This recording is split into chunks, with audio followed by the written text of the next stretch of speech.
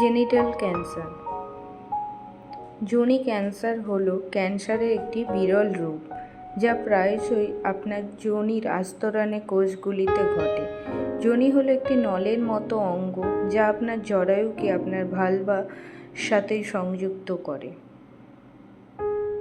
এর লক্ষণগুলি হল সহবাসের পরে যোনিপথে রক্তপাত, সহবাসের সময় ব্যথা, অস্বাভাবিক যোনিস্রাব, প্রস্রাবে ব্যথা, কোষ্ঠকাঠিন্য, পেলভিক ব্যথা, যোনি এলাকায় অস্বাভাবিক ভর বা পিণ্ড, এরকম অনেক লক্ষণ দেখা যায়।